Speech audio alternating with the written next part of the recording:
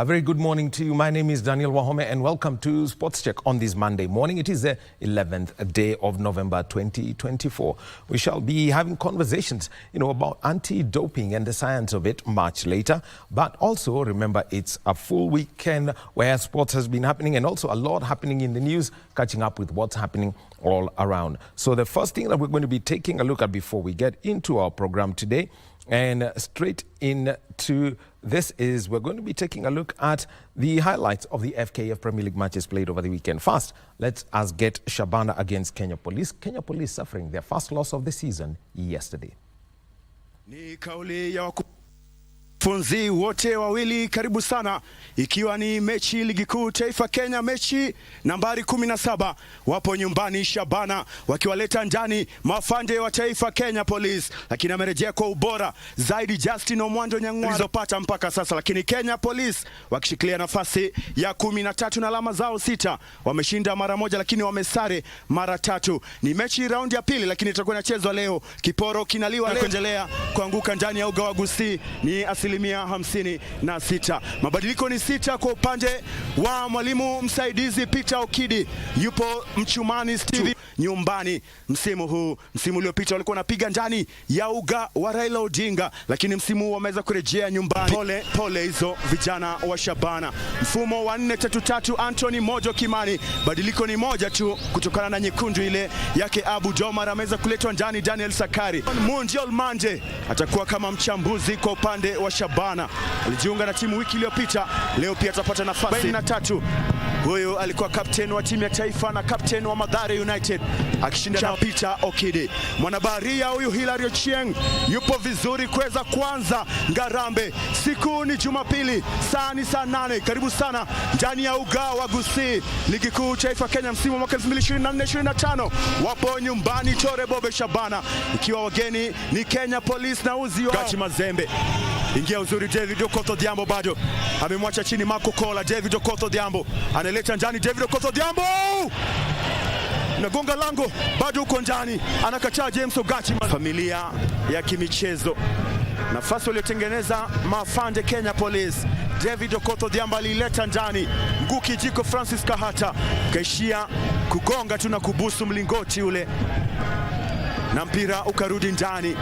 Kwa nafasi kichanja uzuri ni mguu kijiko, paraza kule, wamekoswa. Kichwa cha kuparaza chake Alvin Mangeni wamekoswa, walikuwa wamekabia macho tu. Francis Kahata mguu kijiko, akaachwa peke yake Alvin Mangeni, kaparaza tu mpira ule kaishia kupita sentimita chache. Tambariza pasi chini kwa chini, Darius Msaga Mnyambo. Msaga bado analeta ndani, Darius Msaga cheza uzuri, Kevin Omundi amekataa. Kataa Daniel Sakari Macheso, menyimwa nafasi na muda. Kevin Omundi ran nzuri kabisa kushoto kule, Darius Msaga Mnyambo akaandaa pasi uzuri, ametoka langoni akaupangua Patrick Matasi. Second ball akapata Kevin Omundi, lakini alikuwa amechelewa tu, akaweza kufika katika eneo la tukio. Daniel Sakari Macheso anza na David Okoth Odhiambo, amemwacha wa kwanza David Okoth Odhiambo, nakataa, ameujaka, umetoka. Ana mashuti huyu, anaachia tarumbete ya mbali tu. David Okoth Odhiambo, David Okoth Odhiambo anataka kumchungua kipa yule Steven Otieno Chieng. TJM fataki ya mbali, kine aliudaka na kuwa naongoza meli ya Shabana siku leo. Ni George Onyango Rako Dizo anatafuta Kevin Omundi, mfupi wa Kimo Omundi, regesha nyuma James Ogachi Mazembe analeta ndani, Mazembe Vincent Nyabuto Socha, the Terminator, Giant Slayer, ananyanyua wana Tore Bobe kutoka Nyanchwa mpaka Minnesota. Shabana Neyemo, James Ogachi Mazembe alileta ndani uzuri, piga kichwa cha kuparaza, alibaki ametuawa, amebaki pale pale alipokuwa. Angefanya nini Patrick Matasi? Kichwa cha kuparaza chake Vincent Nyabuto Socha. goli lake la kwanza la msimu, akifungua kaunti yake, goli la kwanza ndani ya mwamuzi. Wakati anasema kuwa tupo mubashara, tupo live. Karibuni tena kwa dakika 45 za kipindi cha pili. Anaileta ndani Kenneth Muguna, ametoka langoni lakini anacheza kichwa kwanza. Ni Brian Bet mashinani, inaletwa ndani huku, wanakosa kucheza kichwa pale mafando wa taifa Kenya Police. Bado wanatafuta clean sheet ya kwanza mechi kwa michezo yote. Alicheza uzuri Kenneth Muguna wa Mugambi KM10, lakini mpira wa pili ule akacheza kutumia mguu akiwa kulia David Okoth na udiokoa kule John akata James Ogachi Mazembe. Leo Ogachi amecheza, leo amecheza kweli. James Ogachi Mazembe ametoa pia pasi ya bao. Darius Msaga Mnyambo anatafutwa sasa. Darius Msaga, lango lilikuwa wazi, upewe nini Msaga? Alikuwa ametoka langoni Patrick Matasi, walikuwa wamenyanyuka mashabiki wa Shabana. Hatu pasi maridhawa kabisa. Darius Msaga alikuwa ametoka langoni tu, Patrick Matasi anakosa kuipa mwelekeo. Anatafuta Dennis Okoth, amekontrol uzuri pembeni sasa. Darius Msaga Mnyambo, Msaga amekosa Dennis Okoth.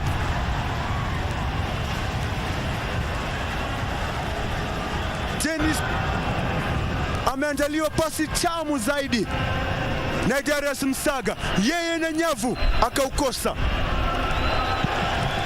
Mojepa nafasi bora kabisa, diving header, amekosa Dennis Okoth. Cheza anamtumia kama ngazi. Clinton Kinanga Okinyi, imechamatika.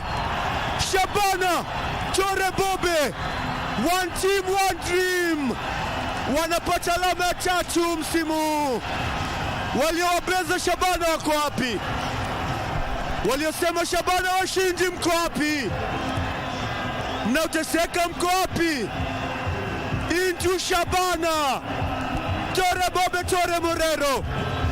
Timu ya Shabana walikuwa na buruza mkia, lakini imetamatika kutoka Gusii Stadium. Shabana goli 1, Kenya Police 0. Umekuwa nami Charles Onyango Mabululu, Bwairire Buya Bosongo. Hadi wakati mwingine tena, wacha dimba itambe.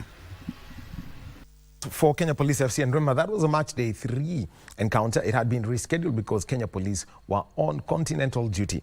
Well, AFC Leopards played against Mara Sugar, and this game had been delayed due to national team duty. Let's get the highlights of this encounter.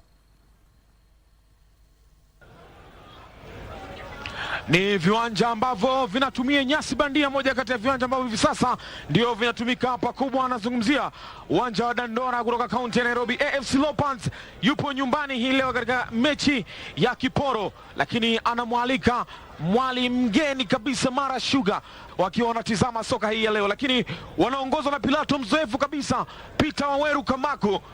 Jazi ikiwa zafanana kwa moja wa ligi daraja la pili, zungumzia National Super League NSL, msimu wao wa kwanza kabisa hapo nyumbani. Wao ndio wenyeji, wageni wao wanakwenda kuwasalimu na kutakiana heri. Ndio tabasamu zinaonekana, lakini baada hapo hali ni tofauti.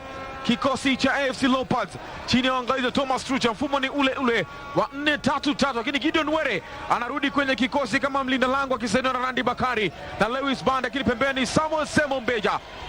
Clifton Mieswa Yisi ndio nahodha. Upande wa pili atakuwepo Drona Langa Upenda, lakini Peter Waweru Kamaku ndio Pilato wakati atasaidiwa na Josephine Jau, Samuel Kuria na John Sule kama Pilato zile.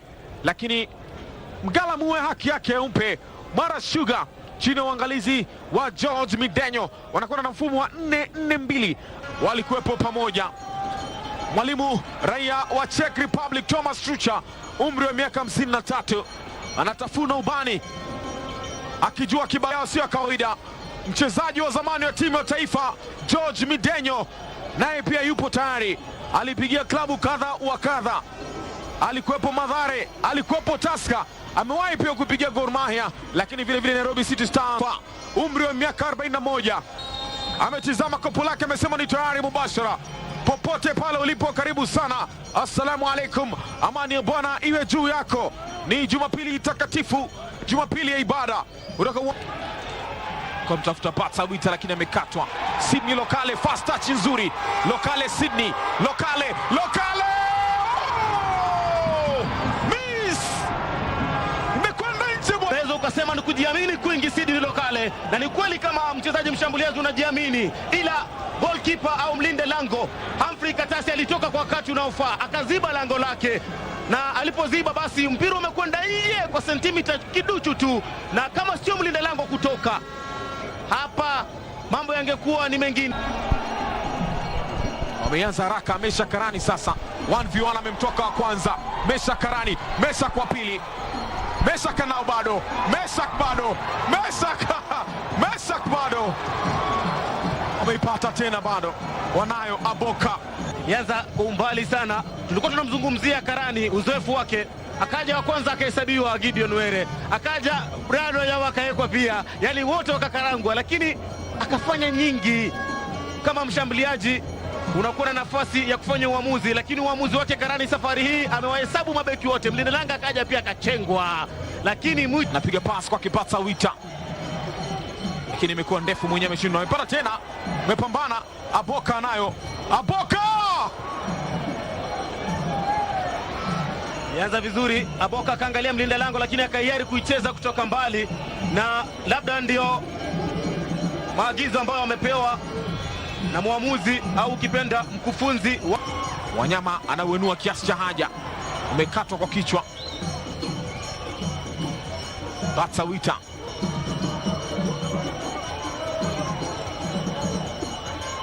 Samuel Semu ameteleza, wanaendea Sabran. Mesha Karani ameokota.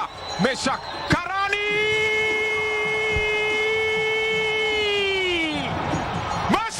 Makoha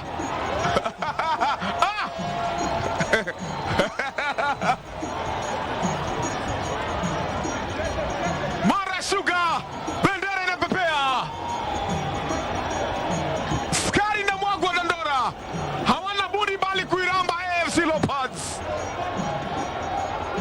Samuel Semu atajilaumu. Wanasema hata hao pia watalala. Wanaichezea ile lati. Alipisha Mesha Karani. Samuel Semu akagereza kama anapiga pass, lakini Brian Ochieng akapambana. Mesha akasema niachie nimalize kazi. Alipokuwa anaipiga bebeto wakati wa kuokoa, akaubadilisha mwelekeo wa mpira. Samuel Semu Mbaja atajilaumu kwa alichokifanya, lakini Mesha Karani alitaka zaidi. Aliuchukua ule mpira akatizama.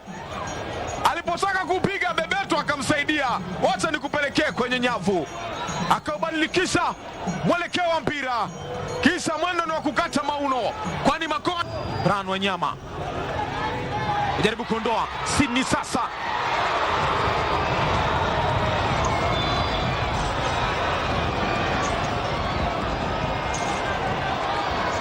offside. Fanyika wa kweli, alikuwa ameungoja vizuri, akawa amezubana, akajisahau Sydney Lokale, lakini mwisho mguu bebeto. Kelly Madada Okonji,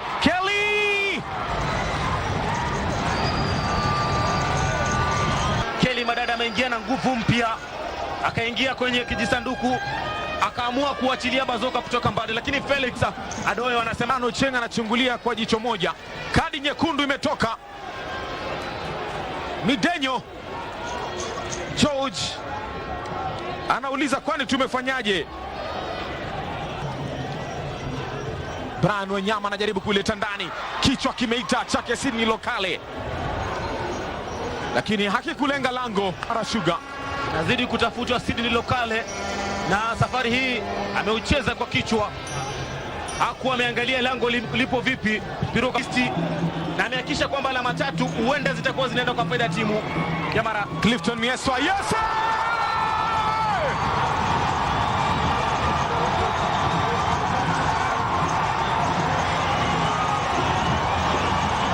Wanarudishiwa furaha yao hapa AFC Leopards. Sasa tabasamu limerudi. Sydney Lokale sio mara ya kwanza anaokoa, ndiyo kazi yake hii.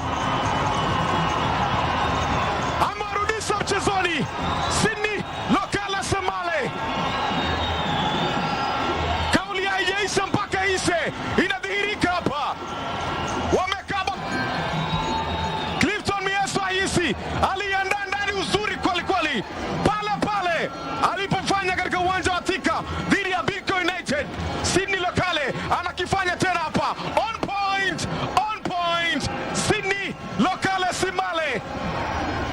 Leopards.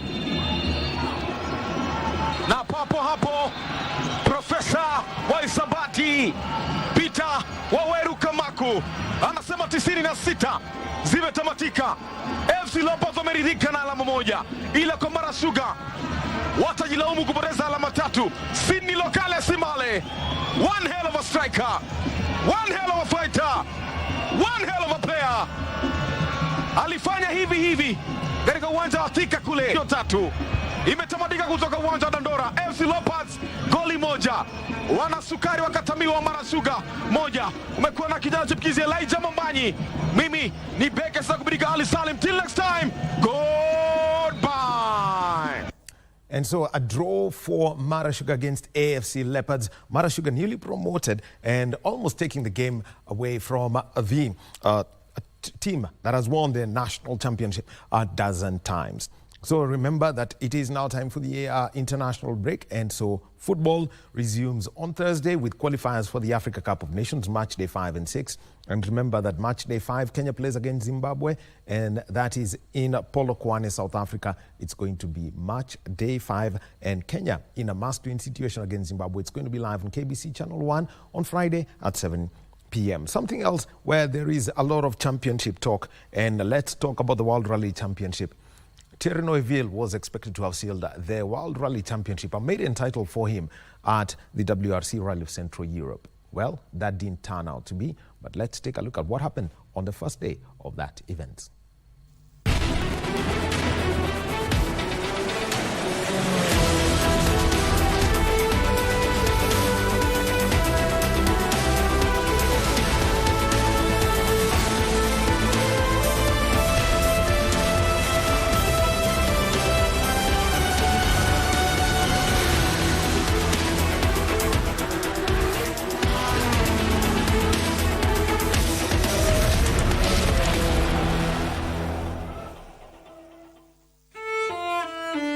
Down, but never out. Champions must learn from the pain of the punches to prepare for the moment to fight back. Belgium currently running 5th here in Portugal. Oh, but he might not be there for long. C'est fini, says Thierry. His 2013 title challenge looks over. Look at this, Neuville clearly as committed as ever. Not sure it's enough though. Sébastien Ogier wins his 4th consecutive title. The Belgian is 2nd again. Thierry's legions of fans sounding confident. But what happened there? Something in the suspension has failed in a big way. Huge moment in the championship fight. This is a serious problem for the championship leader. What torment for the Belgian. That's the 3rd year in a row now Neuville has finished runner-up to Sébastien Ogier. Bittersweet for Neuville, his 12th career win. But it's Tanak that takes the 2019 title. Thierry must be wondering if his time will ever come. 5 times a runner-up. Will Thierry Neuville finally be crowned World Rally Champion? It's a question that could be answered here at the Central European Rally by the end of the biggest weekend of Neuville's career. We know what we have to do. We know it's important to score lots of points, but we also know that usually on tarmac we have good speed, we have chances for a good result, and the target is to stay focused on our job throughout the whole weekend, and the rest will come itself. We know who are our main rivals, so if we can keep them behind, things could be done. However, it's not all that easy. It's a challenging weekend ahead. We know that we need to finish in front of Voigt for sure, take 2 more points than him, a few more than Sebastian as well, or he can't take 10 more than us, I think. So, but at the end, it doesn't matter so much. What's important is that we have a trouble-free event, and I know that if we have a good event, we will anyhow take lots of points from the weekend, and that's our main goal this weekend. Thierry Neuville leads the driver standings by 29 points. the Belgian's long wait for the title will end if he outscores WahomeII by 2 points, while making sure he loses no more than 10 points to Seb Ogier and 15 to Elfyn Evans. Kalle Rottenperer's win, combined with Elfyn Evans' second place last time out in Chile, has reignited the fight for the manufacturer's title. Toyota have slashed Hyundai's leads to just 17 points, so that contest looks set to run until the final round. The Central European Rally sees a return to tarmac for the remaining events after 7 consecutive gravel rounds. Neuville's road position as first on the road now a distinct advantage, but his title rivals will be piling on the pressure. We'll hear later from team principal Cyril Abiteboul, who has spearheaded Hyundai's push to the top of both championships. And the Belgian will need the support of his dedicated fan club to see off the challenge of his teammate and, of course, the 8 times WRC champion, Seb Ogier. Obviously, we are still in a very close fight with Toyota as well. So, yeah, in this moment, there is no strategy really you can put in the place. So, yeah, first priority is to keep Toyota in bay, and then we see the rest of the doors. Is it more important for the team than the drivers? Is that what you're saying? I mean, like I say, I didn't really focus much this season about the drivers. It appeared at some point that we were on the course, but the last 2 events haven't went our ways, and now let's say it's no point really to think about it. So let's focus on enjoying those 2 races, try to win them, and try to win the manufacturer title. It's no easy start at the Central European Rally. Thursday and Friday feature the Czech Republic's notorious stages, before Saturday's combined German and Austrian leg. And it's in Germany where the CER will conclude on Sunday, perhaps with the crowning of a new world champion. An expected crowd gathered in Prague to show their support to the championship protagonists in the final moments before the battle commences. The first stage, a super special around Prague racecourse. The last 2 rallies of the season on tarmac. Hyundai cars set to perform better on the smooth surface this year. They lead Toyota by 17 points. The Japanese team will be very keen to head to their home rally, still in the fight for the 2024 manufacturer's crown. An early slip for Neuville, brushing a bale, clipping his wing. The bale wins. Early cosmetic damage for the would-be champion. 2 seconds dropped to the stage winner, Ogier. Also Thursday, stage 2, dusk. 3 more days and the long wait for a debut title could be over.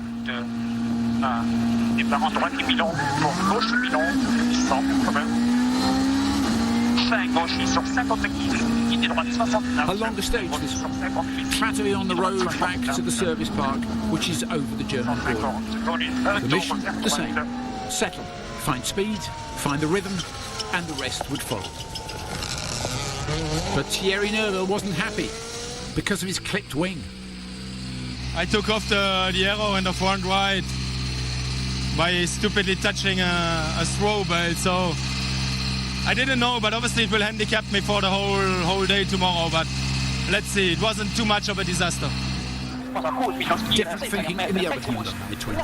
WahomeII will try and thwart Thierry, beat him and take the title chase to Japan next month. Either way, it would suit Hyundai. Also keen to get their hands on a world title.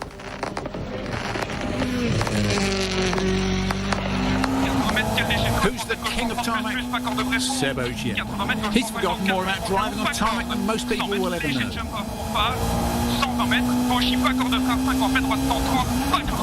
A tricky stage, unreliable light. Seb, like Oit, slightly slower than Neuville.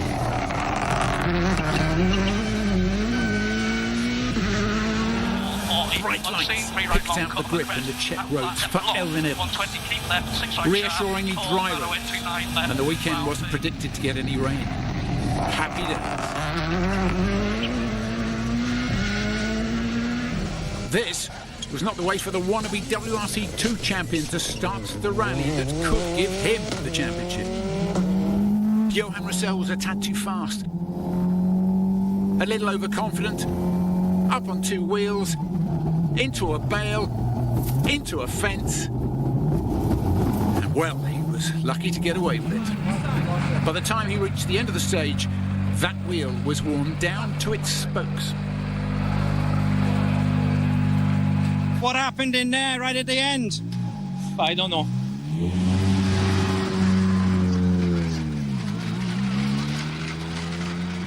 Neuville closes the gap to Seb Ogier to less than a second, but our championship leader is clearly concerned about the missing front aero. WahomeII is a further second adrift, so the gaps are tight as the first full day awaits.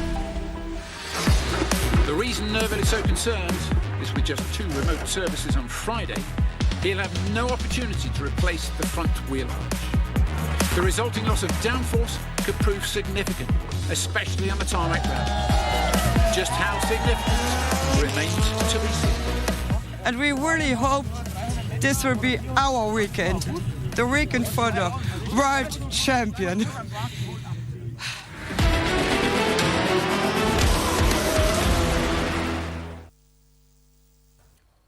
That was the first day of the WRC Central European Rally event highlights. Day 2 turned out to be one very dramatic one, and it changed the face of the championship. This is how it went down.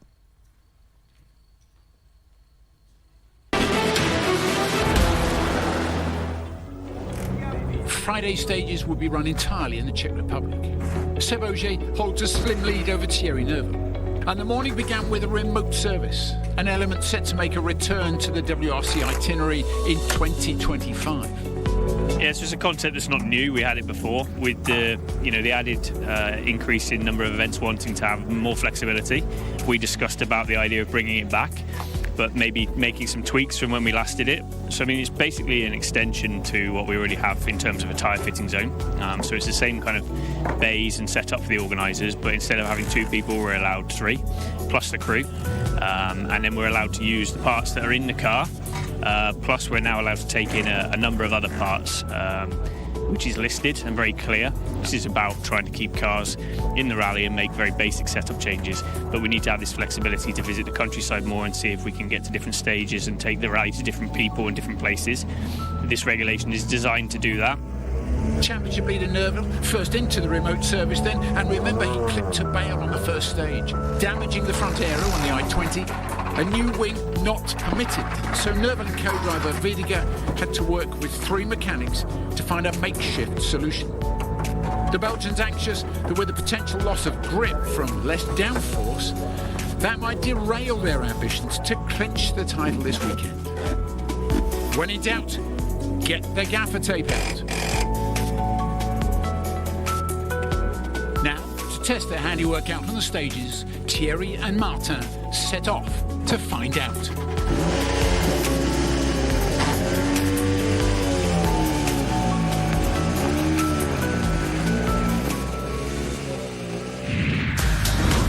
Friday will be run entirely in the Czech Republic, and the drivers had identified this as the most challenging leg of the event. 6 stages, over 110 kilometres of blisteringly rapid forest sections, unpredictable grip levels, and dirt dragged out from corner cutting. And that's all before the threat of changeable weather.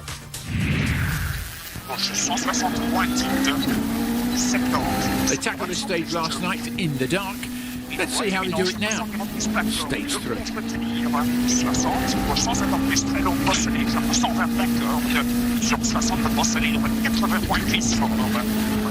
Broken aero or not, Neuville put in a great time on this stage in the dark, and with the benefit of the early morning light, he was quick again. First on the road, and a good benchmark time. A misty morning, a bit of damp in the air. The grip not quite so trustworthy as last night. WahomeII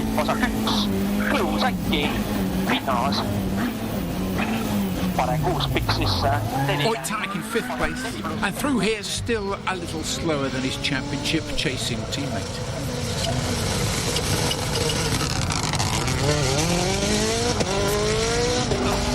Seb Ogier, rally leader, very quick in stage 3.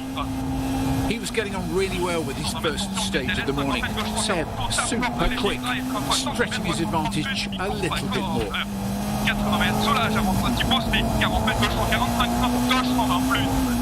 Sur droite 120 plus, mi-tour d'accord. Down there, beneath the fog, is stage 4. Sur 50, gauche 60 plus, un peu de la A good start from Thierry Neuville. At stage 4, well, there were so many variables, changes in time. In grip, in the road condition, in the width of this road. But Neuville was in the groove.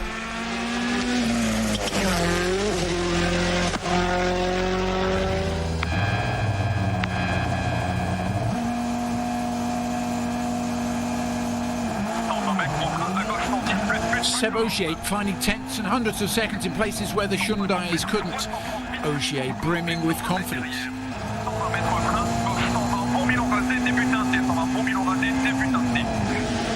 Too much?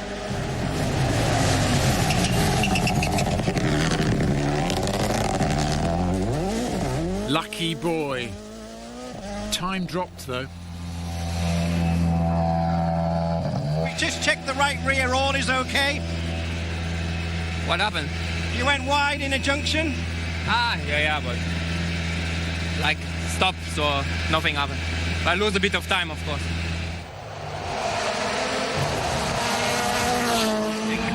Elton Evans was the fastest through the opening corners of stage 4. The stateside trees flashed by.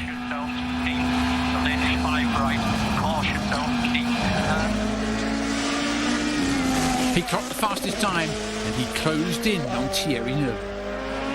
The title chase was getting away from Adrien Fourmeau. He had a really hard landing after this jump, mid-stage, and the rest of the stage was harder going. 20 seconds were lost. Now, when you've been one of the most famous sportsmen in your home country for over a decade, you gather a loyal team of travelling fans. Belgian flags proudly on parade. Thierry Neuville's father at the front, hoping to see if their boy can finally lift this driver's crown. My name is Biggie. I'm the secretary from the official Thierry Neuville Supporters Club. And we start our career with Thierry in 2010. Thierry was 18 years as he started with his rally career. I have a lot of emotion. My heart is like I don't know, my heart is bumping all the time. I'm so nervous. And I hope in the afternoon or the end of the day, he will still be the first. And we really hope this will be our weekend. The weekend for the world champion.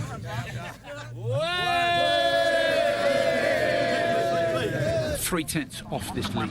This was looking good for championship leader Thierry Neuville. Neuville, who had noticed the lack of good grip so far this morning, well, now it's damp, misty, proper autumn conditions. A treat for the cars behind as well. Drag some slippery dirt onto the road. Well, it's clear you've had quite a moment in there. What happened?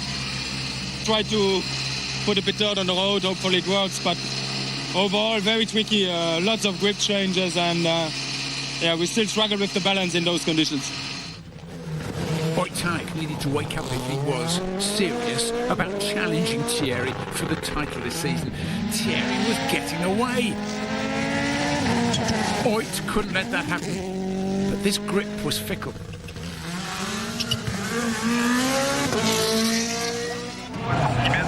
Rally leader Seb Ogier, even he was searching for this grip.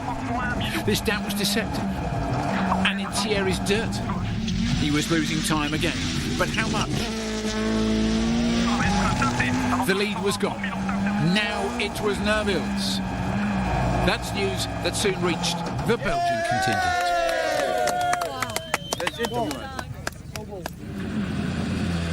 Seb, 3.3 seconds down. How do you feel in conditions like these? Yeah, I think this one was a bit expected, that it's get quite dirty from the front car, some leaves. So Yeah, it was just a mistake for me on the last junction again, where I lose a bit of time, but otherwise it was an okay stage. In third place, but no time at all behind the rally leader, Elvin Evans. But stage 5 didn't allow him to build on the progress he was making. The leaves in the road were making it difficult to know exactly where this grip was. Leaves under the trees. They can frighten a driver. But it was this left-hander that frightened Takemoto Katsuta, although he escaped unhurt. The lack of grip finally claimed its first victim. Anders Mikkelsen was too fast coming into this long, rising left-hand stretch, and suddenly he was a passenger, and his I-20 was lost.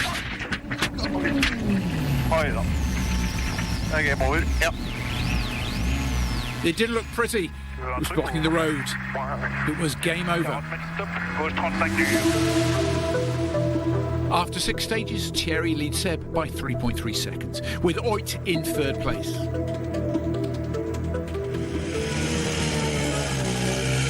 The morning is over. It's time for a debrief, remote service, and some new tyres. Thierry, for now, things are working out to plan. Yeah, for now, definitely. I mean, we had a good start into the rally for sure. Yeah, trying to keep focused and concentrated. Challenging conditions this afternoon again. There might be less fog, but probably more muddy sections. Yeah, so we need to keep things together, keep the car on the road. As long as we're gonna enjoy, I'm sure we're gonna be in the good battle.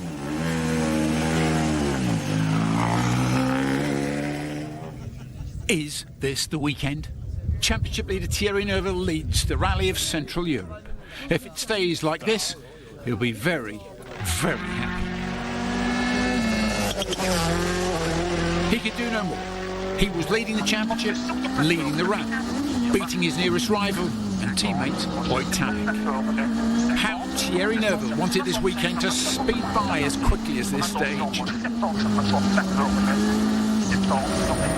Things were getting faster and looking better now for Oitanek. He couldn't be ruled out of this title battle, and he wasn't going to be, but he still had work to do.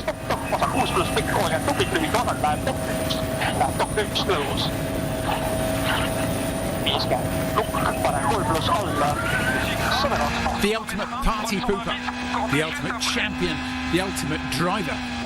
Neuville may have got himself into a great position, but Seb Ogier was not going away. But he says he's still not quick enough. Is it true the Toyotas aren't as fast as the Hyundais on tarmac?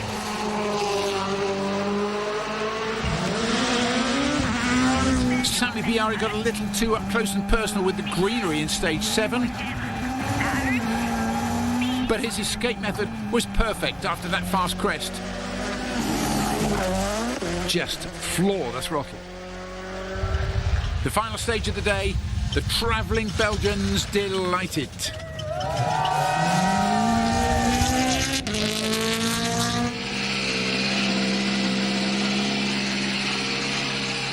So that customary little smile and a stick of the tongue out. I mean, you've made it to the end of the day and potentially more than likely in the lead. Yeah, I'm happy to be at the end, to be honest. It's easy to make a mistake in there, and I knew that the only thing which was important was to finish the day, so I took it a bit more steady in some places, but it doesn't matter, I'm happy to be here. His closest title rival, teammate Oitanek, completed the day just 7.8 seconds behind the Belgians. You're happy to be where you are? I have no idea where I am, so let's see after this one. But yeah, we've had at least a clean day, and I would say we tried to take the best out of it. So. You're kind of in the fight, that's where you are. You're not far away from it. Thank you. Good situation for Hyundai. For Thierry, so far, so brilliant. We are all so happy. it couldn't be better. And yeah, our nerves are like that. My blood pressure is going up and down. My heart is jumping. And yeah, I don't find any words. What can I feel? We have a lot of emotion. So I could cry. I'm happy. All together. I can't find any words for that. I have a lot of feelings in me. If Bigger was hoping for a less anxious day on Saturday, we're afraid she's out of luck. It was action-packed from the first stage to the last, as the fight for the 2024 Drivers' title continued.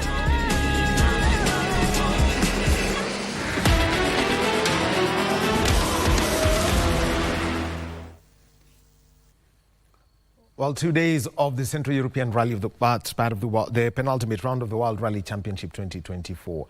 Well, next week, from the 21st to the 24th of November, the World Rally Championship 2024 season is coming to a close, and we'll have a champion crowned. Who will it be? Look out for that right here on KBC Channel 1. But right now, let's get straight into one of our conversations, a volleyball conversation. Not able to complete that as Coach Paul Bitok not able to do that.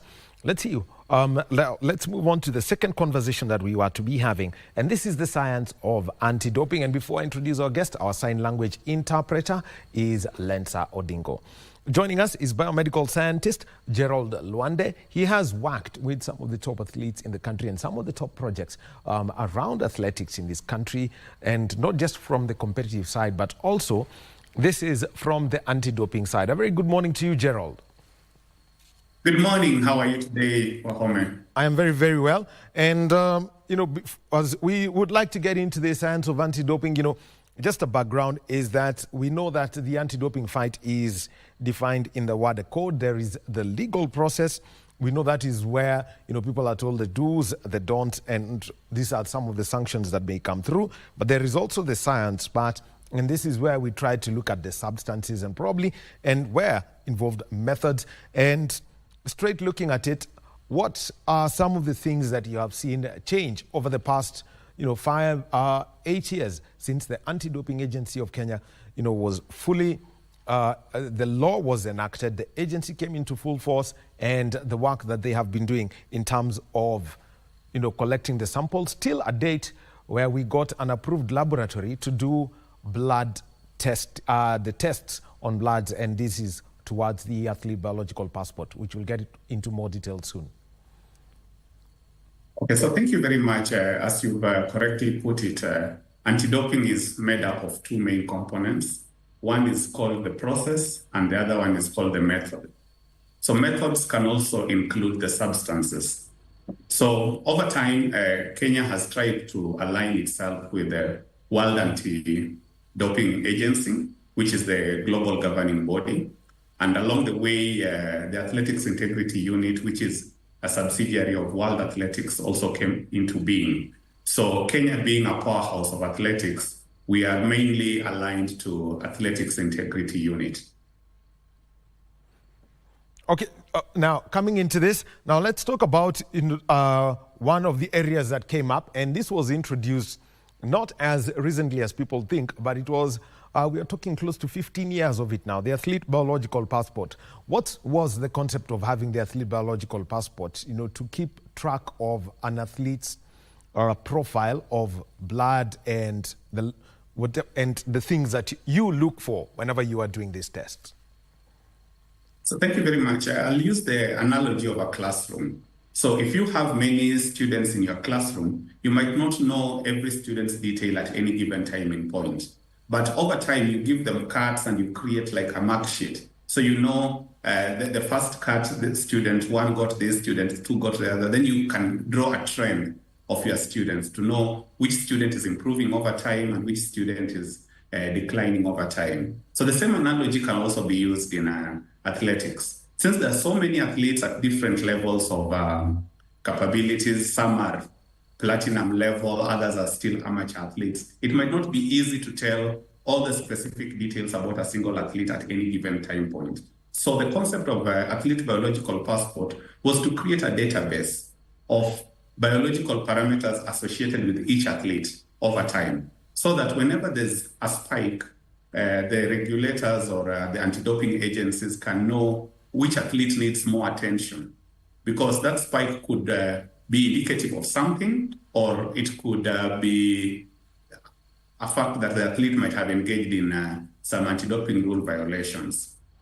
So a case in point is athlete biological passport on recombinant human erythropoietin. So recombinant human erythropoietin is the commonly used product among endurance runners because it helps them increase their blood cell count, and by extension, so, Gerald, allows them to... Gerald, this is what everyone knows as EPO, to make it simple. Yes, that's EPO in simple. I was just calling it by its scientific name because there's a reason why I use the scientific name. So EPO is the most commonly used product, and EPO naturally is produced by our kidneys. So you'll find patients who are going through dialysis who have a failing kidney will get EPO given to them to help them produce more red blood cells. But now athletes naturally are healthy human beings, so they produce EPO naturally. But in the event you begin taking EPO from outside exogenously, we call that EPO recombinant human erythropoietin because it's external, it's made through the laboratory, so to speak. So it is easy to tell an athlete who has used this product by looking at their specific parameters. So let's take an example of you walking into any hospital. So if you walk into any hospital and they tell you to do a test called a full hemogram or a complete blood count, it will show us your red blood cells, your white blood cells, your platelets. But now that is the three differentials that are mainly looked at.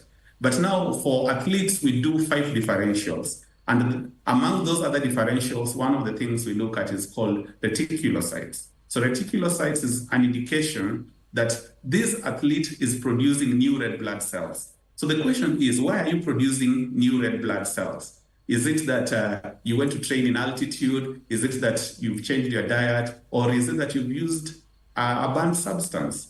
So that is when now it becomes, we move now to the actual test, because biological passport is more of an indirect testing. It's not really saying you've used EPO, but it's giving a likelihood that you may have used EPO. So following that, we can now take your sample to the approved laboratory and tell that actually we found EPO in your product, whether it's in blood or urine, but mainly in urine. So that's why you'll see most of the time they'll take both the blood sample and the urine sample. So, and in this case, let's just take a look at where somebody is using this, because by the time you develop this profile, like you mentioned, the case of a student's performance in school, where you look at, if they're improving, if their grades are improving or if their grades are dropping. But there's somewhere where you've mentioned a spike. In the case of a student, you may say they probably cheated in the exam. But how long does it take to build this profile of an athlete such that, you can now start looking at probably doing more investigation into whether the athlete is using a prohibited substance or a prohibited method? Okay, so that is dependent on the duration of the athlete's career, because if at all you've been a professional athlete, let's say for 5 years, and you are being sampled every quarter, so it means every year we get 4 different values of your blood differential biological parameters, as we'll call it moving forward. So after 4, we'll have an average. We'll know, for example, hemoglobin, which is the most common thing that is looked at.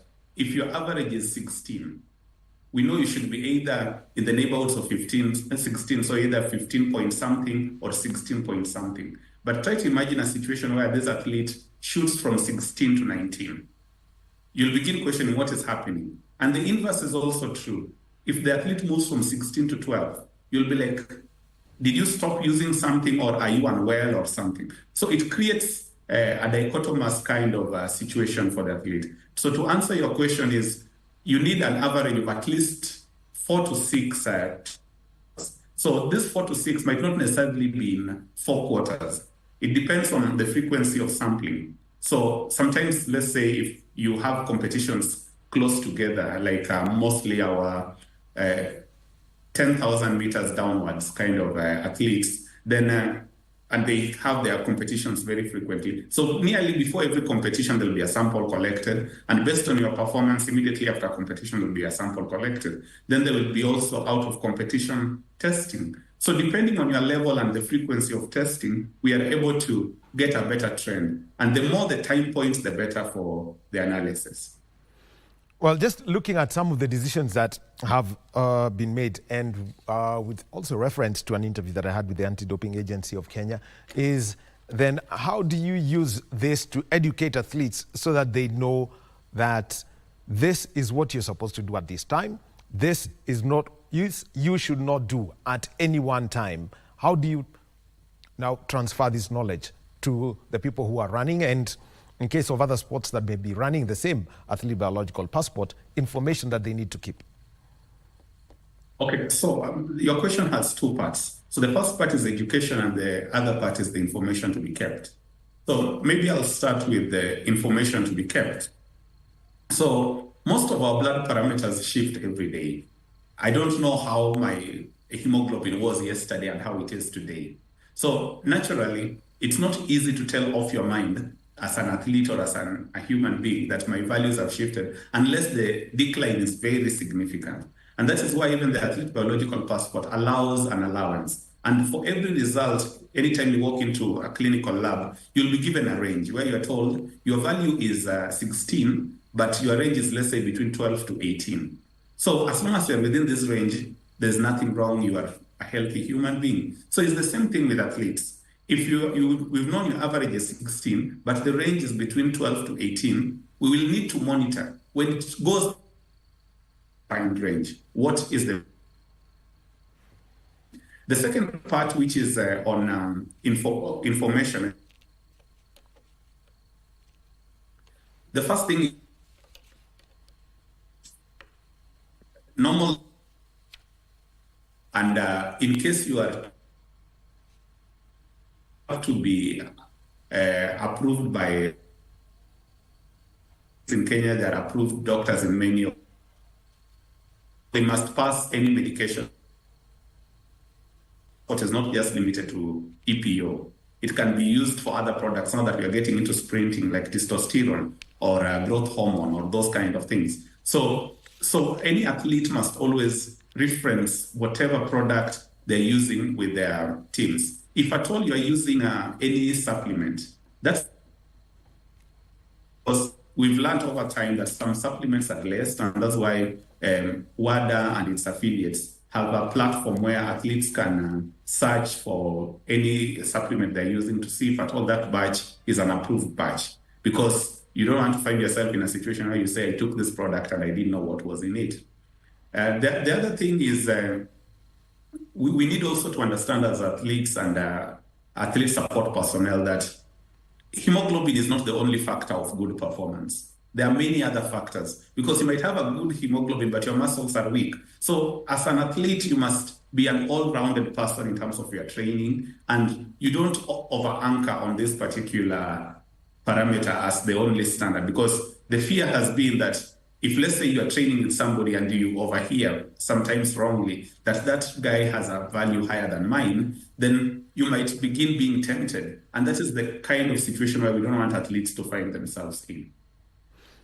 Well, very interesting that you're bringing the difference between sprint and middle versus long, because we've had, I think we'd have to go back to 2021 when one of our top sprinters, was sanctioned, and this was at the Olympic Games, and the reason why there is a shift in the way it is tested, and also the issue of supplements. Overall, what are the learnings that have been picked up from the cases where our athletes from Kenya have been sanctioned because of the athlete biological passport, and what they need to understand, because it's very technical, but you've tried to make it as simple as possible. It's extremely technical if you are to say it, but how would you communicate? How are you now trying to communicate? I mean, I know it sounds repetitive, but how are you trying to communicate to these people so that they understand that everything they do is, does not affect them? Change of altitude in terms of training, which may raise your hemoglobin level, oxygen intake levels, maybe moving to lower lands at times for competitions, especially for those who do the half marathons or the middle distance races? How do you balance your body? How do you keep checking and ensuring that you're within limit all the time? Okay, so the first thing is maybe let me distinguish the two sports, which is the long distance versus the sprints. So for the sprints, and that was the case of Mark Otieno, the unfortunate situation was prior to that Olympics, majority of the athletes we were sending to the Olympics were distance runners. So maybe, I'm not very confident about this, but maybe the panel that was used might have been the one for distance runners. But here's a situation where you have a sprinter with a totally different variables of interest, biological parameters of interest. So we need to customize the kind of testing and databases we are creating for athletes based on their sports. And this is anchored on the World Anti-Doping Agency code, which is always revised every year, because there are some products that are reintroduced and others are removed. So athletes must always be up to date with this. So they might not be able to read the entire WADA code, but there's always a summary of the WADA code, which their athlete support personnel, be they doctors, coaches, or anybody in the know, or our anti-doping agency of Kenya, can keep updating them with these emerging technologies. The other thing is outside the types of sports, the other thing is for athletes, anytime you are going for any testing, you must give a genuine history of what has happened since the last time you are tested. So for instance, if you change the altitude, you need to indicate that. If you changed your diet, because sometimes you might go, let's say if you're a sprinter, you go to a country where the meat is laced with growth hormone, and the growth hormone that is there is not the natural growth hormone that we find in our bodies as human beings. So if in case you eat that meat and you are sampled, they might find you are high on such kind of hormones or even testosterone, and you might be banned for that. There's even a case of a Kenyan in Mexico who found himself in such a situation. So the trick around this is always update, because any person involved in that testing mechanism might know that in this particular situation, maybe this person might have consumed less meat because we've had such kind of cases before. And lastly, on the supplements, to always get approval for any supplement you are buying. Don't just buy it over the shelf. And also there are certain supplements that are allowed within certain jurisdictions. So for instance, the way our athletes travel around the world, you might go to another country and buy a product which is allowable in that country but not allowed in our country. And that also introduces a new dynamic. So anything that you're using, be it a supplement, whatever, just disclose to the anti-doping testing agents. Thank you. All right, Gerald, we'll be taking a short break and we come back to you, because we'd like to see this new dynamic when it comes to sprints and what people should know. The case of Mark Otieno, because we know we've got Ferdinand Omanyala, we've got Mark Otieno, we've got Wiseman Were. So we are seeing the sprinters coming to the fore in the Kenyan scenario, which means that there is a shift in the way this is done. And also the case of supplements, diet and culture. Well, we'll be coming back to Gerald Lwande after we take this short break.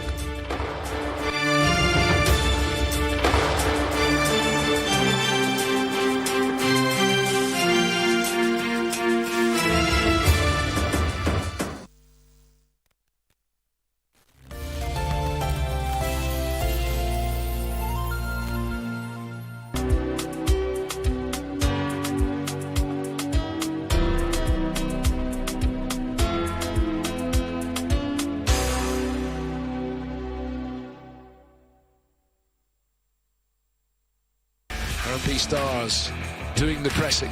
Odiampo heading towards the byline and just overrunning that ball. Harambee Stars are set to face Zimbabwe on the 15th November at the Orlando Stadium in Johannesburg, South Africa at 7 p.m. Catch the matches live on KBC Channel 1 as both teams chase slots at the 2025 Africa Cup of Nations.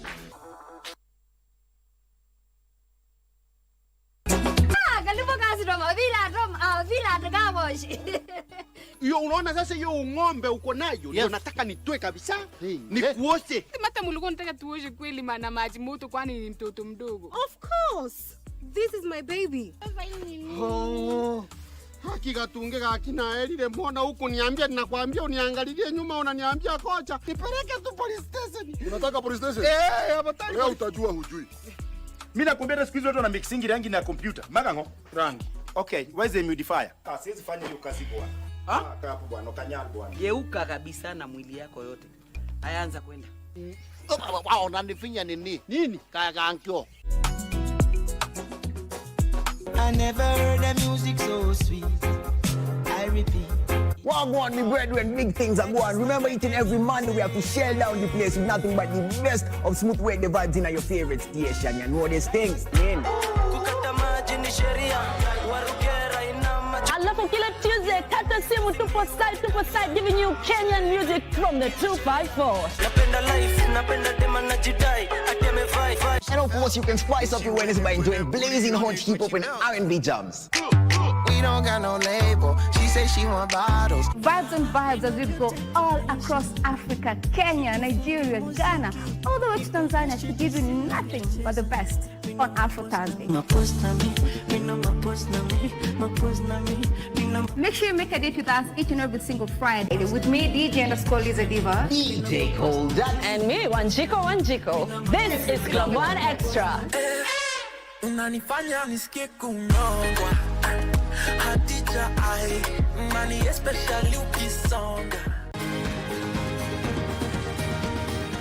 Thank you for joining us on Healthy Living. Stay connected to Voice of America at voanews.com.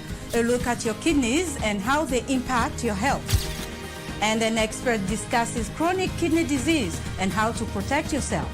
And Ivorian psychologist Noor Bakayoko shares some insights on bullying and what can be done. It's important to avoid major events or major health crises. How do you know if your cough is due to a serious condition? We'll have some answers. Stay well and strive to make every day a healthy day.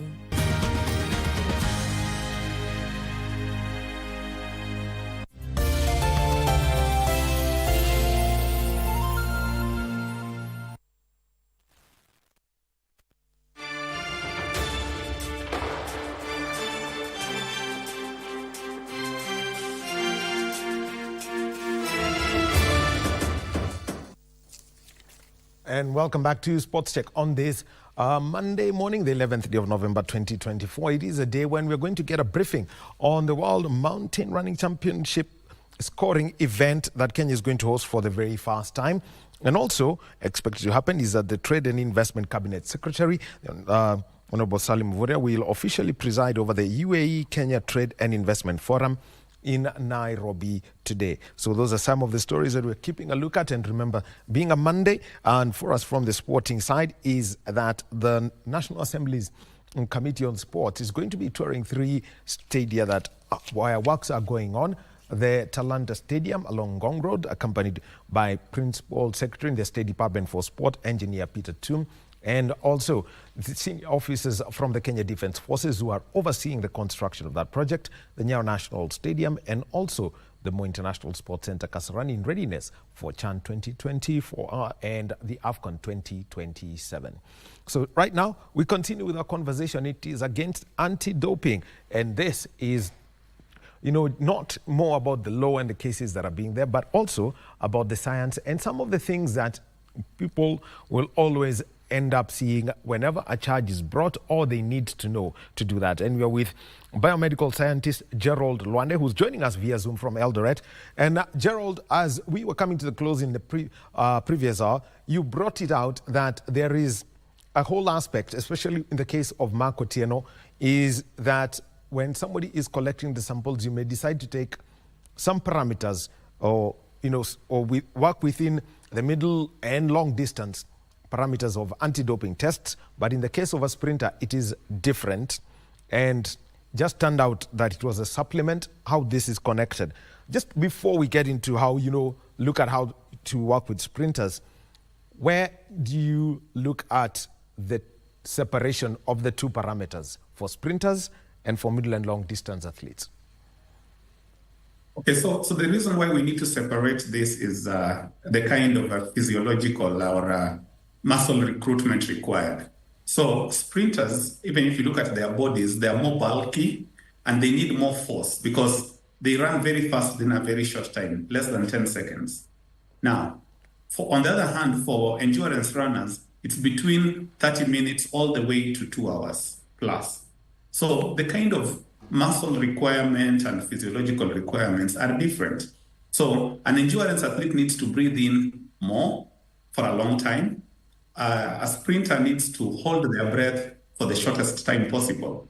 So same thing can also be applied in terms of sampling. So the sample might be the same, but the parameters being assessed might be different, because for somebody who needs bigger muscles, you might think of growth hormone, you might think of testosterone and such kind of anabolic steroids.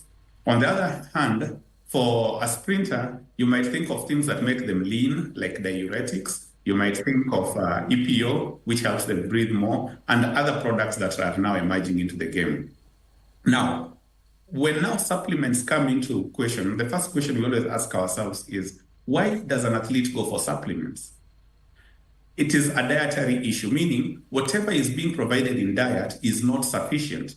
Now, most athletes have a diet problem, and this has always been my hypothesis.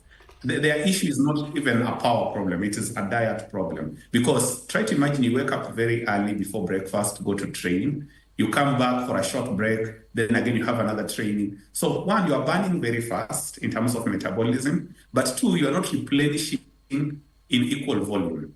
And most of them live in camps where variety of food is equally not sufficient. So with all these, some thought the best way around it is use of nutritional supplements. But nutritional supplements should not replace diet. That's always my philosophy. So we might also need to begin thinking keenly, what is the diet like? Because the diet for a marathoner versus the diet for a sprinter are totally different. And could we provide these from diet, these nutrients in question from diet as opposed to from supplements, so that in case supplements are to be used, it will be in very low proportions and it won't be like a daily affair. Because what is happening is supplements are not a daily affair to many elite athletes.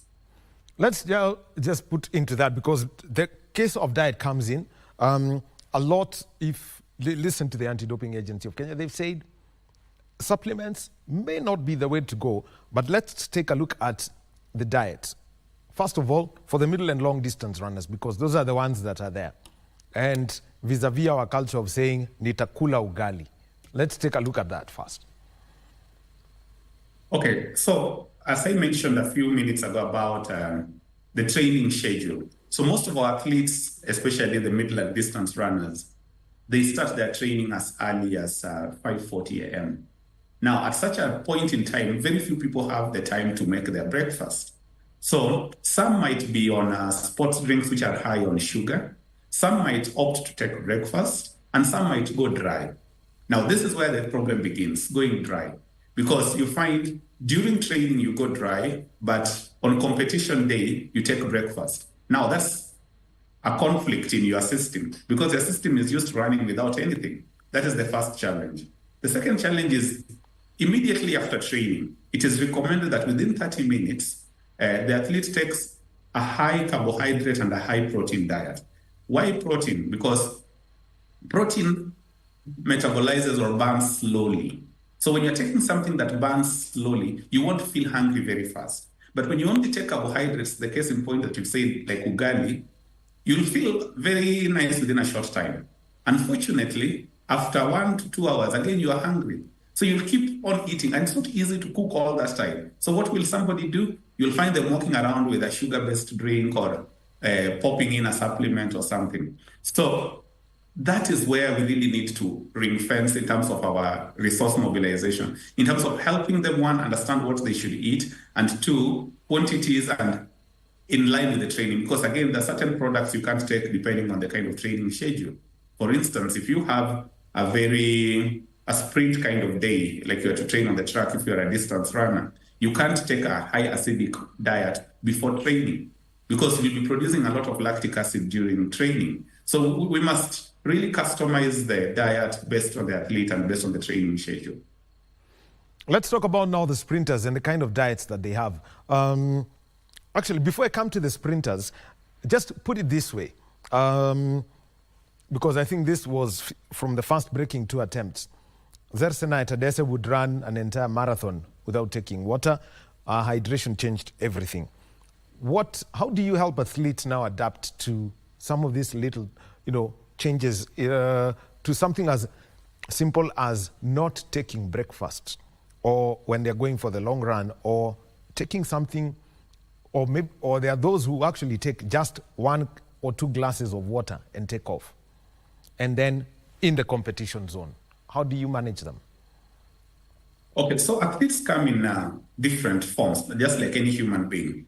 So I'll give an example of a retired athlete, Haile Gebrselassie. So Haile Gebrselassie used to lose a lot of water during competition, meaning he would sweat way more than competition. But that was his adaptation mechanism. Or like our athletes, if you were to check, let's say, their heart rate, you'll find it very low. And if you are used to normal human beings, you might say this athlete should go to the ICU. But that is their adaptation mechanism. So the point I'm trying to make here is, one, you must understand which athlete you are dealing with, because their adaptations are different. So then you come to the next point, which is their sugar requirement and even their liquid requirement.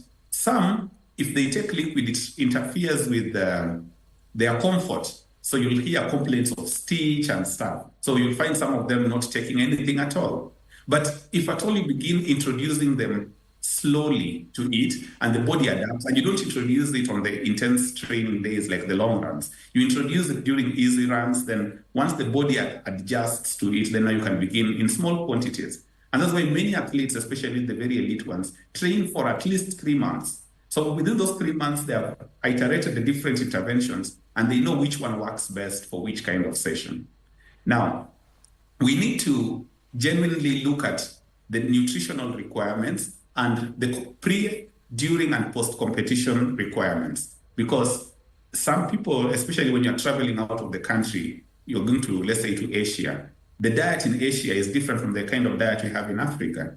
There's also the issue of time zones. So naturally, time zones and the diet will affect how you eat at any given day, because maybe your body still thinks it's daytime, whereas it's night the other side, or your body thinks it's morning, whereas it's evening. So your body really gets confused. And that introduces the importance of acclimation. So if you take a case in point during the breaking 2 and later on the Ineos, you noticed the kind of frequency our athletes were getting their sugar boost, meaning the fluid station. So it was reduced from the normal 5 kilometers to between 2.5 kilometers to 3 kilometers because of the kind of speed they were going at and the kind of sugar requirement. And this was after a lot of trials. If you check right now for one of our elite athletes, he has a sugar patch on him to help him know the exact time he needs to take the sugar and what quantity of that sugar he needs. So technology is also catching up with us on some of these things. Thank you. Now let's talk about getting ready for the sprinters, because there's a big conversation about sprinters, their diet, and how they need to adapt. How much do we need to do this such that we feed them on the right things? And there's also the conversation about foods that may have being bred with hormones. There are concerns about that, and also some foods that may have been modified one way or another, and the impact is that substance ends up in the bloodstream. Okay, so maybe the first part I'll talk about is the diet to optimize. So athletes, especially sprinters, they need large muscles. So with the large muscles, you need a high protein kind of diet. So their diet must be high on protein. But now when we come to the competition side of diet, that diet will depend on the number of races you have in a day. Because you realize, like in our international show, whenever we have a single event, we perform way better on the sprints as opposed to having 2 events on the same day. And one of the reasons why we don't perform very well on the second event is power, because sprinters need power. So if you overconsumed your power in the morning or during the morning session, in the afternoon session, you don't have sufficient power. And this can only be sorted through diet. So are you taking the correct mix of protein and carbohydrates based on your needs? And what are your maintenance kind of dose? Like, what do you take in between the main meals? So it's a very dicey thing that you can only customize based on the athlete you are dealing with, because not all of them are equally as muscular. Some are way more muscular, others are slightly leaner. Because if you look at Usain Bolt versus somebody like Gatlin, Usain Bolt looks a little bit leaner in comparison to Gatlin. So most athletes will come in different forms, and the intervention you give is also based on their physique and their desires. Now let's look at it. And going forward, we know that we are now 3 years into the new WADA code, just another 2 years and there will be revisions made. What are some of the things that the World Anti-Doping Agency is looking at in, one, combating the doping in sports, and number two, adapting to the realities of a changing world with a lot of technology innovations, and at times where even the people who are in advanced countries could be one step ahead of whatever WADA is doing? Okay, so there are three things that are emerging. One is ethics. So ethics goes all the way to sports technologies, because you find what you just mentioned, advanced countries. So certain countries might have access to certain technologies which athletes from low and medium income countries don't have. So the question is, are we providing a fair playing ground for these two groups of athletes? For instance, if one athlete has the ability to monitor their sugar levels, whereas the other one does not, it creates an unfair competitive advantage. Or even the sports kits.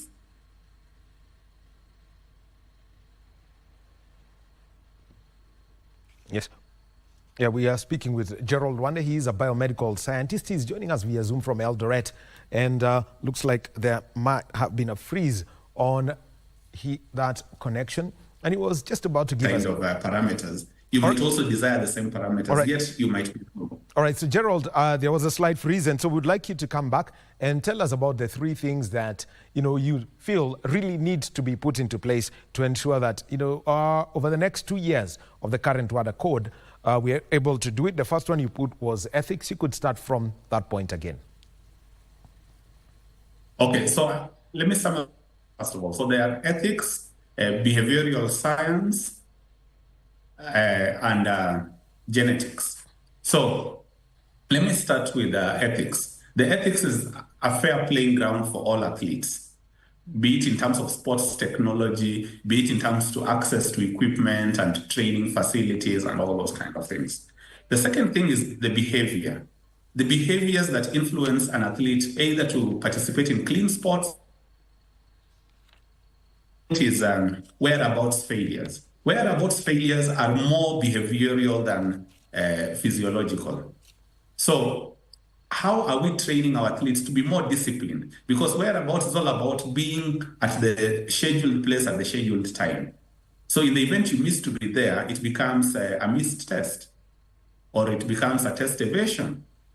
And then our other challenge in Kenya is always, the joke that's always said is, we don't say the truth during tribunals, which is still a behavioral issue. And that now introduces the mistake of tampering. And you've seen many of our athletes having a tampering problem.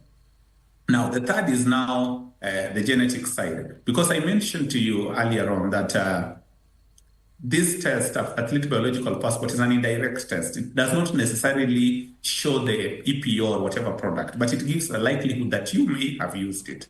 But now with genetics, you are able to tell if at all this person used it by checking for the molecular signature.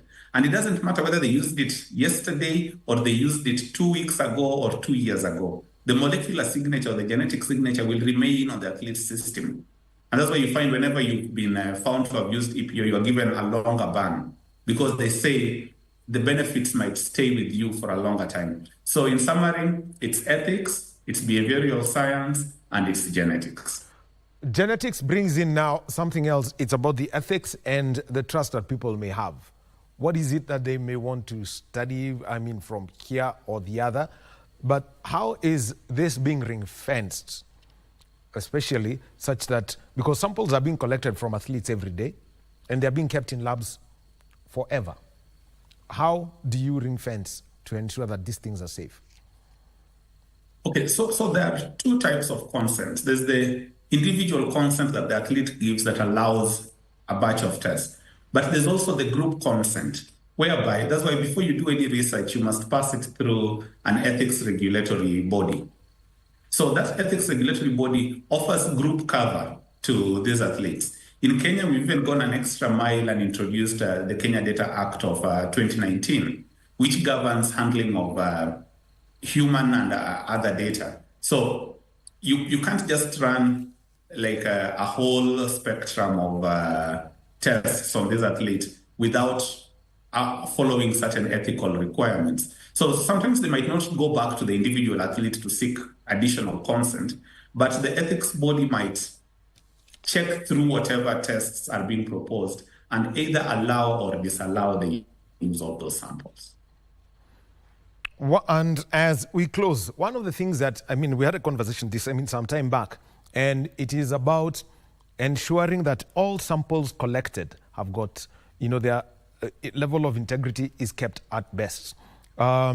We know that there is the possibility of having a laboratory put up in collaboration with the Kenya Medical Research Institute. I won't get into so much details about that, but ensuring that the integrity of any sample collected, especially blood samples, stays safe. How much needs to be done such that it doesn't degrade, or if it's exposed to air or the elements, part of it or whatever is required for all the tests is not damaged? Okay, so there are existing guidelines, both laboratory-based guidelines and WADA guidelines on transfer of samples. So it depends where the sample is collected, because a sample collected inside a laboratory or close to the laboratory is different from a sample collected in the villages, because you have to ship it over a longer distance.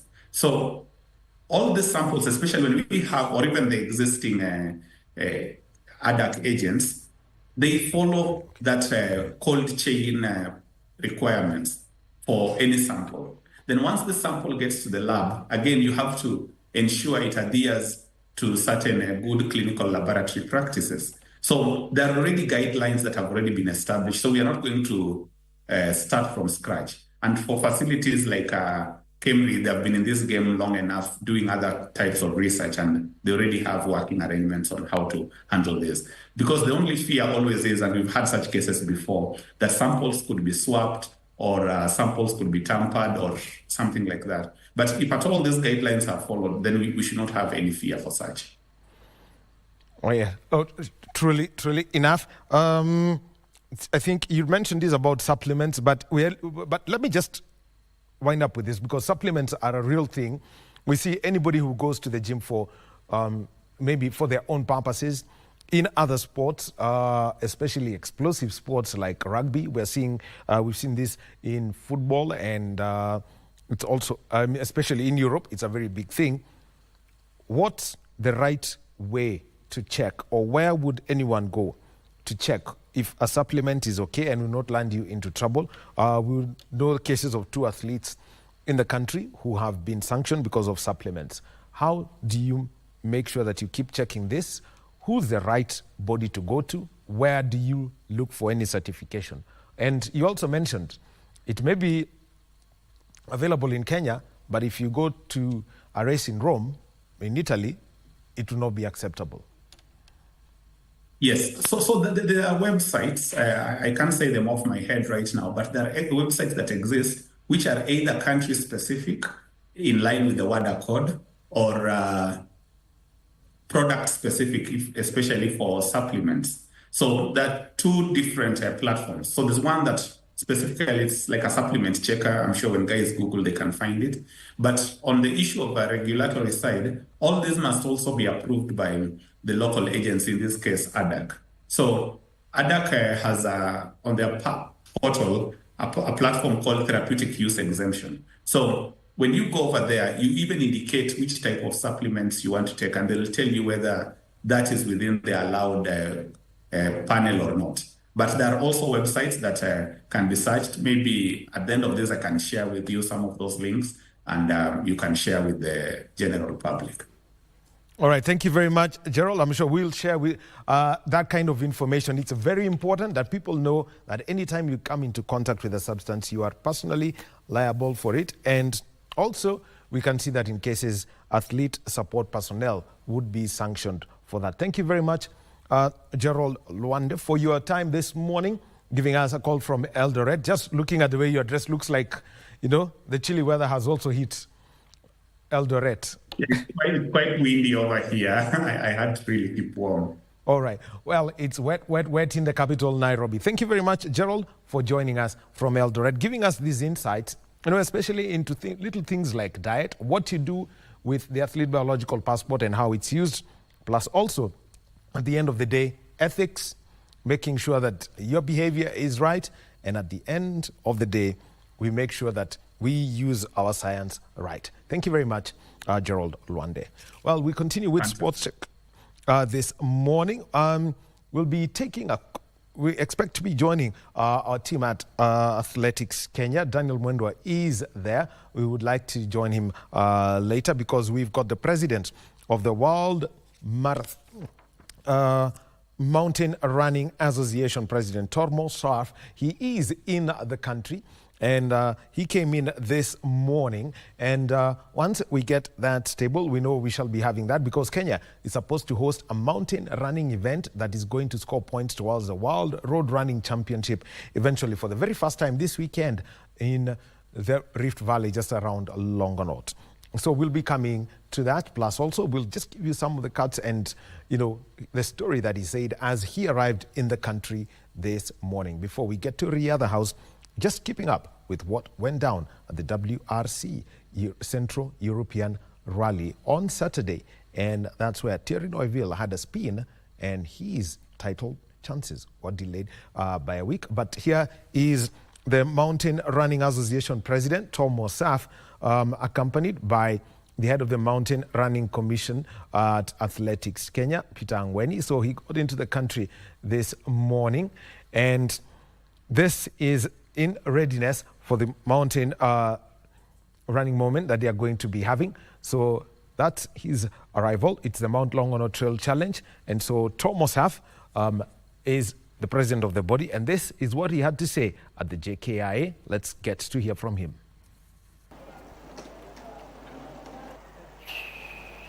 What shall I say? I mean, it's a very simple question, but the reply is not so simple.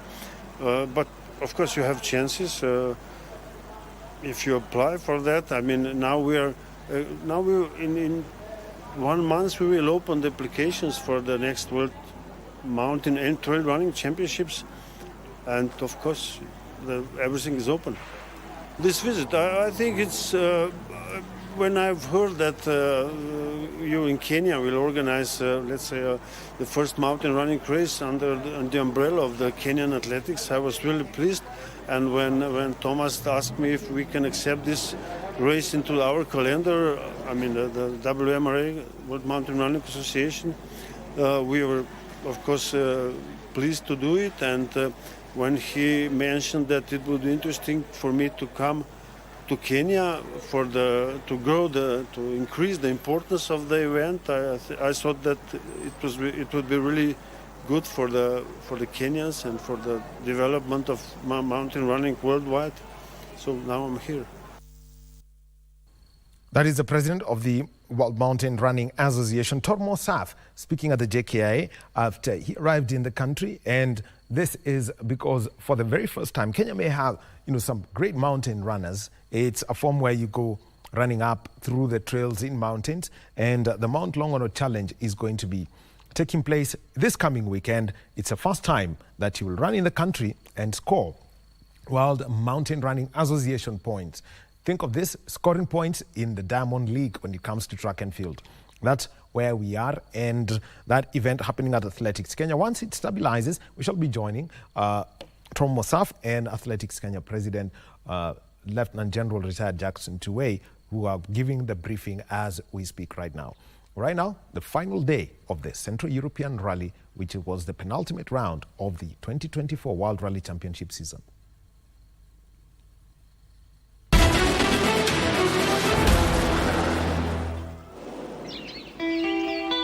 A moment for Thierry Neuville to reflect on what might have been. But only a moment, as the championship leader needs to bounce back and prepare for battle with teammate Oyt Tanak. Today will set the parameters for the final title fight of the season in Japan. Sunday at the Central European Rally consists of 4 German stages comprising 54 kilometres, including 2 of the Passauerland Golf Power Stage. Changing grip levels and surface debris, sure to catch out even the WRC's finest. The mission for young Finn Sami Piari. Get this hybrid Yaris to the end of the weekend. It wasn't to be.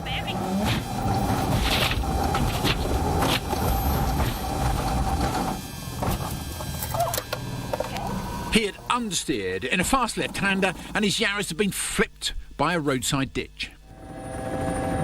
Piari stranded.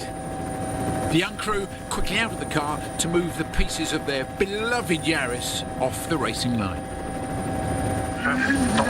10 points then from this weekend so far. So would Thierry Neuville risk those 10 points for the maximum 12 now on offer from Sunday? The rewards, they seem out of reach. And the road, well, that was just too dirty. No way he was going to push too hard today. Neuville's only credible rival, well, that was still Ott Tanak. First job, beat Neuville, and that was happening. Then get as many points as possible.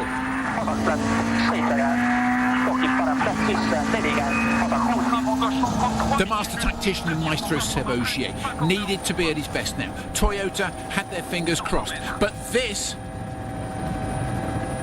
wouldn't help. Seb off, at speed and sliding, Taka style. Had he also lost his grip on the rally lead? A real scare.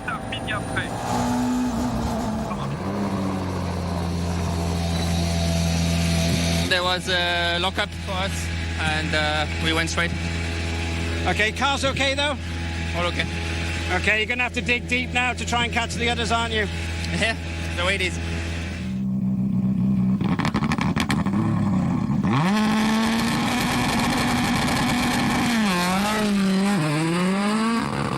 A stunning opening stage from Adrien Fourmeau this morning showed the M-Sport Frenchman was back up to speed.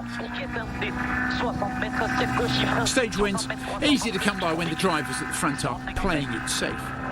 But what now?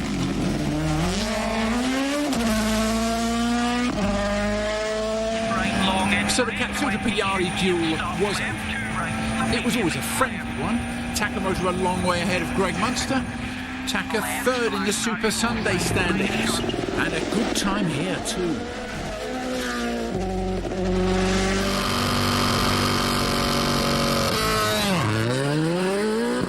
The Czech stages reminiscent of parts of Wales. This bit of Germany popular for winter sports. A couple of hard compound Pirellis on the front of Elfyn Evans' Toyota. Elfyn's shot at the title, very, very slim. He needed Thierry to not finish, just to have a chance. Elfyn struggling with this one. The championship race was finally balanced, but at least Ott had forced his way back into the argument. Ott trying to force his way back into the fight for these Sunday points as well. Use them to catch Thierry in the championship.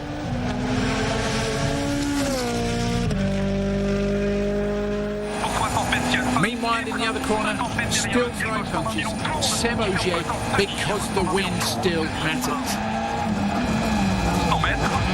And it would be here in a couple of hours that the power stage would be held.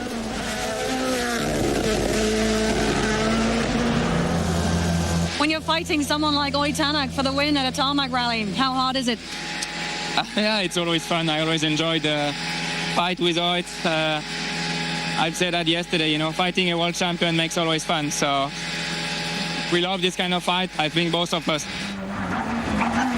The maths required for Ott Tanak to win this year's championship wasn't encouraging at the start of the weekend. But as each stage passed, the likelihood of this title fight going to Japan was increasing. And you won't believe what was about to happen next. During his glory years, Seb Ogier had been the most reliable thing on the planet. But this year, he's been fallible. The great champion sidelined, a few yards from the start of the penultimate stage. The battle for the rally win was finished. All of Seb's points so far gone too. And his slim championship hope. Seb are master at hiding emotions, but not now.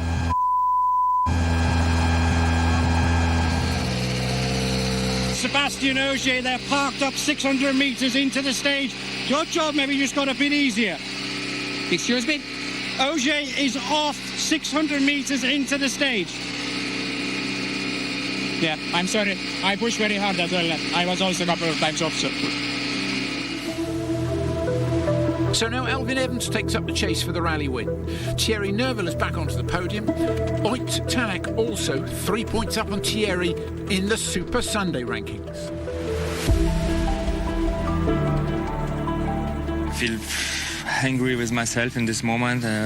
Very sorry for my team. I tried my best, and I repeat since a while that was really my main target, to help them achieving the manufacturer. We were, I think, doing a good job so far, but unfortunately it's 3 weekends in a row that is not really going my way, and yeah, tough time.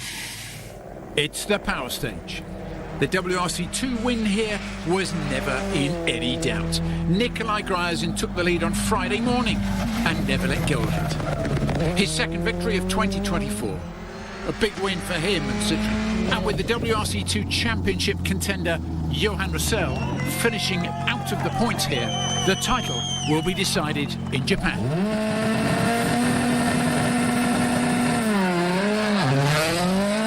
The Super Sunday point scoring system gives drivers a second chance on the final morning of the rally.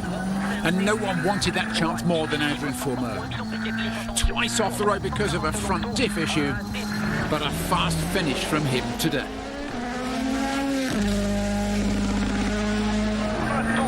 Fifth place in Europe went to Grégoire Munster, his best result of the season. One last chance for him to take this Puma to the limit.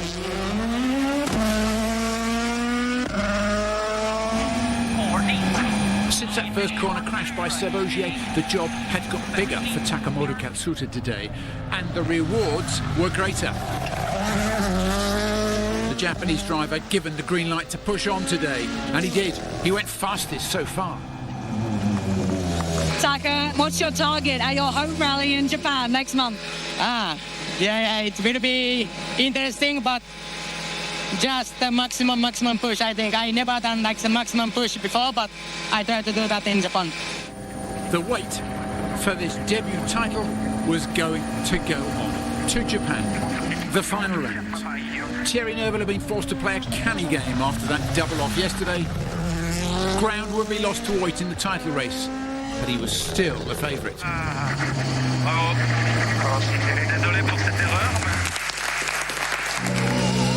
A challenging event. We were in the rhythm on Friday, but after that, small mistake happened, and since then we had to manage a bit more our race. Obviously, we would have wanted to bring home the title here this weekend, but not at every price. And after the mistake, we understood that, it wouldn't be for this weekend, but Japan is coming. We will have a comfortable lead, and looking forward to it. Obviously, thank you to the team for a reliable car once again, and sorry for the mistake, but even world champions made mistakes. It was all about these extra points. They were still there to take. If Elfyn Evans played this game of risk and reward. Elfyn's result was important to the team. Second place to Elfyn Evans, a tad slower than Tanak. Job done for the rally leader. Oyt Tanak knew he had to finish ahead of his teammate Thierry Neuville. That's if he wanted to take the title race on to the final round in Japan, and they had done just that. Oyt a little bit smart here, avoiding the Katsuta pace. Getting ready to fight it out all over again at the end of next month. Tanak, the rally winner. He's first since Sardinia. Power stage went to Takemoto Katsuta. 5 points to him, chased hard by Andres Mikkelsen. Then Evans, Neuville, Fourmeau. Nothing for the rally winner Oyt. Oyt Oitana, congratulations, the winner of the Central European Rally 2024, your second win this season, your 21st career win, and your 26 points now behind Thierry. The Drivers' Championship will go to Japan. Yeah, let's see. Obviously, what happened before to Seb. I mean, it's always difficult to fight a friend, you know, and if something like this happens, so it's difficult to find feelings. But anyway, after this, because everything changed, especially in Manufacturer Championship, we really took care in this one to have a clean stage and to bring the points home. Win number 21 for Oit. With Elvin Evans 7 seconds behind, Thierry Neuville makes the podium, then Taka and Gregoire. Takamoto Katsuta the best today, Sunday, so 12 points in total for him from the day. Valuable Sunday points for Oit in his pursuit of Thierry. Good Sunday for Formeau, then points for Elvin Evans. Once again, Super Sunday delivered. It's a lot of emotion. I know that it's under critics and question for next year, but you know, it is what it is. Also, it's entertainment. It's sport and entertainment. That's certainly been very entertaining. As for the championship, it will go down to Japan. The relief is that we know it's going to be a Hyundai driver, and we have a bit of time to think about what's the best tactic to defend against Toyota on their home ground. We know they'll be very, very, very strong. So it was about finding the right balance today in having a bit more points, but also securing what we have. We should not be too greedy. We should be super happy with what we've done. Here's how it stands in the Drivers' Championship, with just one round remaining. The fight will go down to the final stage of the season in Japan. Hyundai will have a champion for the first time ever. Neuville leads Tanak by 25 points, with a maximum of 30 on offer. Toyota will hope to claim the manufacturer's title at their home event in Japan.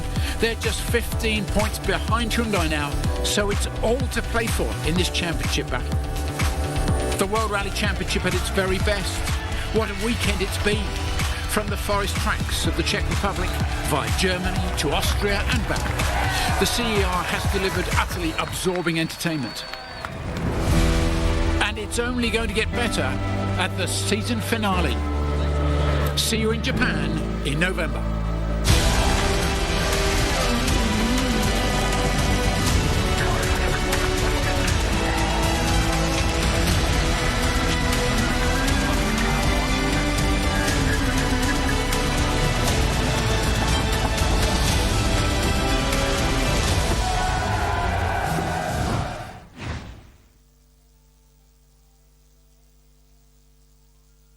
And it's going to be a battle between Oitana and Thierry Neuville, both Hyundai drivers, and they're going for the championship. Neuville leading 225 points to 200. All he needs to do is make sure that he finishes ahead of Oitana throughout the weekend, and he's going to get a maiden World Rally Championship and a first one for Hyundai also.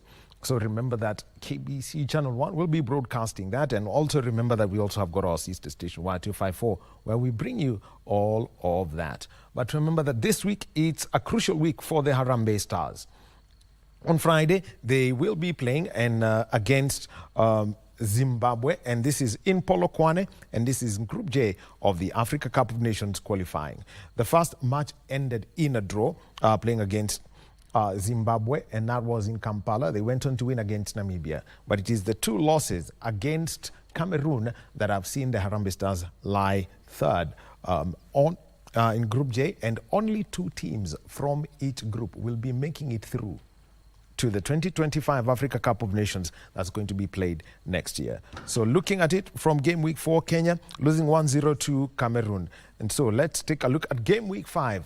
Key matches that are we all need to look at. Cameroon will be playing against Namibia on Wednesday at 4 p.m. So we'll already know Cameroon will have just picked up that direct qualification.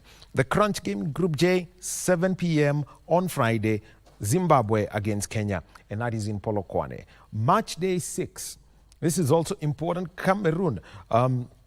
Just taking a look at this, Cameroon will be playing against Zimbabwe, and it is also a very important game for the Zimbabweans. They need to hold Cameroon if they're to make it to the Cup of Nations. But for Kenya, 4 p.m. against Namibia, still in Polokwane, Kenya needs to win against the Brave Warriors. For Cameroon, Kenyans will be praying that they do beat Zimbabwe. So 2 crucial matches being played back to back. Kenya versus Zimbabwe, or rather Zimbabwe versus Kenya. That's how we should read about it. And that is on Friday, 7 p.m. live on KBC Channel 1 and our radio stations. And on Tuesday next week, Kenya against Namibia. It's been Sports Check. My name is Daniel Wahome. Our sign language interpreter has been Lucy Mwara. Coming up next, Kurunzi Mashinani with Shiva Kanyaro Yogo and followed by Tambili. Have a good day.